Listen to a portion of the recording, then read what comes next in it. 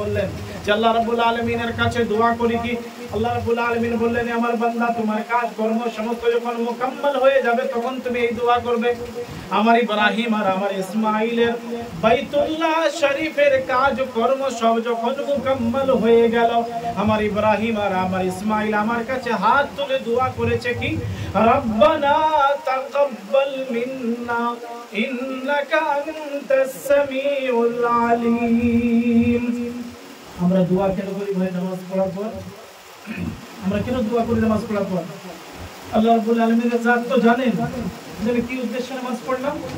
আল্লাহ রাব্বুল আলামিনের জাত জানেন সূরা ফাতিহা আমি কেমন করে পড়লাম, তারপরে যে সূরা আমি মিক্স করলাম, আল্লাহ রাব্বুল আলামিন জাত তো জানেন। আর তাহিয়াত আমি কি করে পড়লাম সবই তো আল্লাহ পাক জানেন। তারপরেও আমি আপনি দোয়া কেন করি?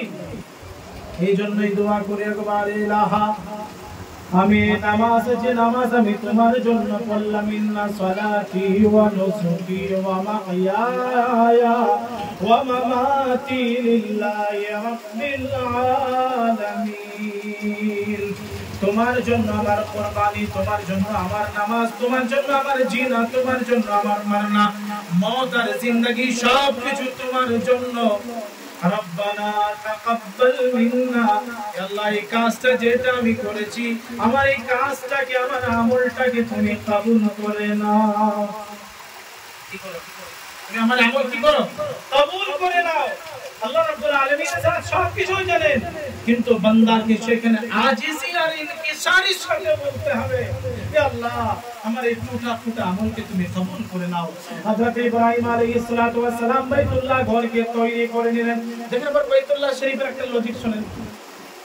বাইতুল্লাহ শরীফ সে মাটি দিয়ে তো তৈরি, বাইতুল্লাহ শরীফ সে গারা দিয়ে তো তৈরি, বাইতুল্লাহ শরীফ আর ইট আর সিমেন্ট দিয়ে তো তৈরি।